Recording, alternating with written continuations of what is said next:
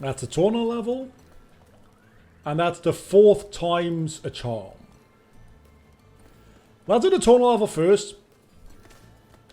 Building bridges. Because we haven't played as Torna in a while. And I like Torna's gameplay style.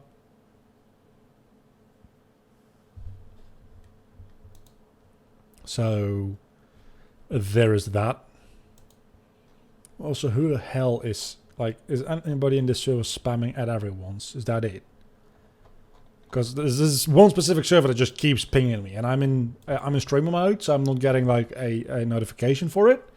But I just see the Discord thing going up and up and up and up and up and up. Okay, Torna. Oh, we're going to have to do the polar thing again. Immediately after we just did. That might not have been my brightest idea ever. You know what, we're not going to get all the boxes anyway. Let's just enjoy playing as Torna. Because that is enjoyable. Blowing things up as Torna is even more enjoyable. Can I reach you? Can I reach you? Can I... Please tell me I can... Yeah, no. You're literally just invincible at this point in time. But you're not anymore!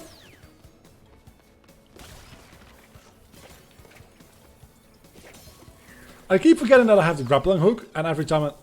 Are these wall jump panels which also are electrified? Because I... Yeah, they are. Please let the next world be a beach world. I don't know if I like that, because the wall jump mechanic is a bit iffy, as is. So, then given those platforms that added level of danger to them is... I don't know if that's okay. I don't think that's okay. That's on me. That death is on me. I spun way too early there. I definitely should not have done that.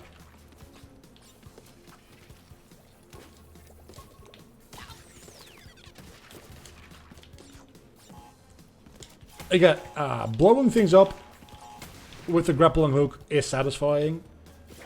Not as satisfying as blowing things up. I don't know. It might actually be more satisfying than blowing things up as Dingodile. Because Torna plays better than Dingodile. By a mile. Playing as Torna again after having played as Dingodile yesterday. Which is a really weird sentence for the people on YouTube. Because it's probably been like a week. Well, not a week.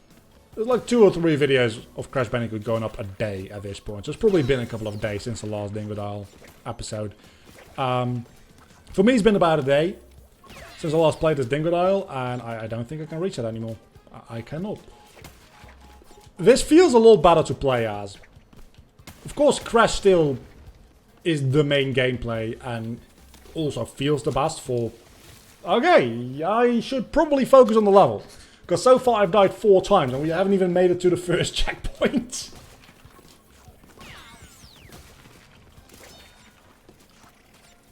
But we're coming up on 90 lives, so I don't know what I'm complaining about. I wish we just lock onto the TNT. Then again, in other situations you probably don't want it to lock onto the TNT. And if it locked onto the TNT, you could actually get the Wumpa fruit inside. Which... you probably want to err on the side of let's give the player the fruit. Because apparently they're not getting enough lives as it is anyway. Well, to be fair, you need the fruits for the gems, so... There is an argument to be made there. I'm not going to be making it, because I am just trying to not die for once. Which, for me, is a very difficult task, because I'm very good at dying, turns out. And I also am very good at dying just before checkpoint. And just after checkpoints as well, apparently.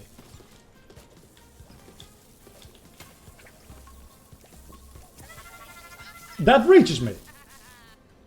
I guess Torna is a bit taller than Crash, so that also takes a little bit of getting used to. Let's just call it that. I'm gonna call it bullshit, but you could also call it getting used to. It's really up to you.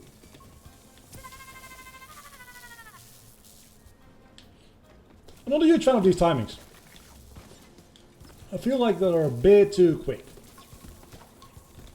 Then again, for that section right there, it was exactly the right timing. So maybe they don't give you a lot of... Yeah, the timings on these electric things are a bit too quick. Personally, I would have made them a little bit slower. Especially since Torna herself is a bit of a slower playing character as well. It makes sense that the electricity there would also be a bit slower. Then again, Torna is also supposed to probably be like a little bit more difficult than Crash. Because they're all optional levels and that kind of stuff, so... maybe it's acceptable. Not really, but maybe a little. Again, if I can't jump on the box and then jump onto the next platform, number one, the fuck are you expecting me to do? And that's everything I have to say about it. The fuck are you expecting me to do in that case? Is it literally just a matter of... See, I do not have enough time to make all of those jumps safely.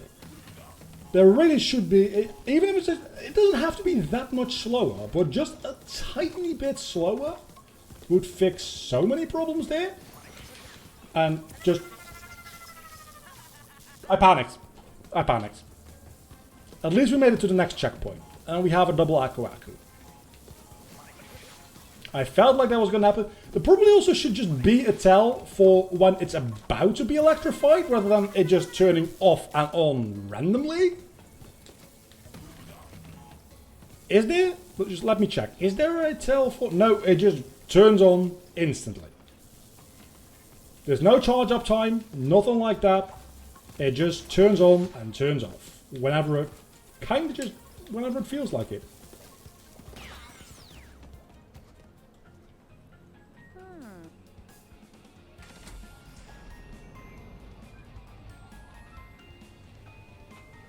And that brings us...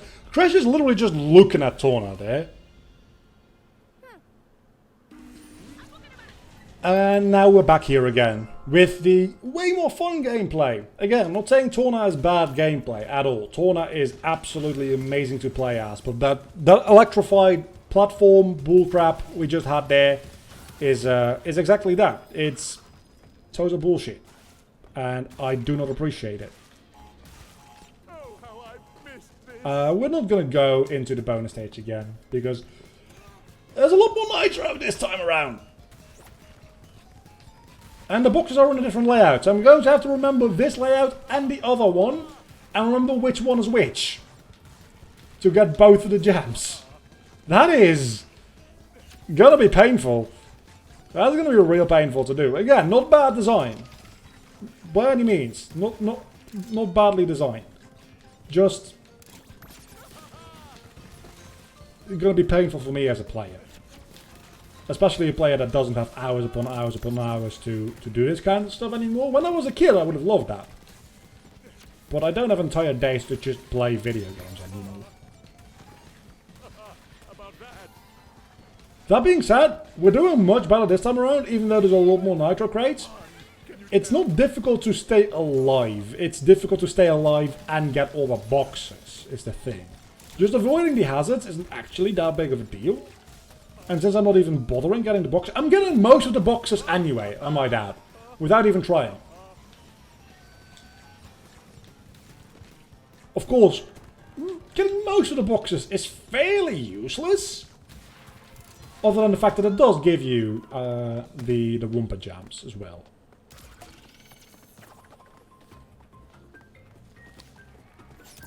That wasn't actually that difficult. That's the fake Crash skin. But you actually need 7 gems in total to get the fake Crash skin. So they do ramp up the difficulty for those skins a little bit. But it is very tempting to go try and get the fake Crash skin.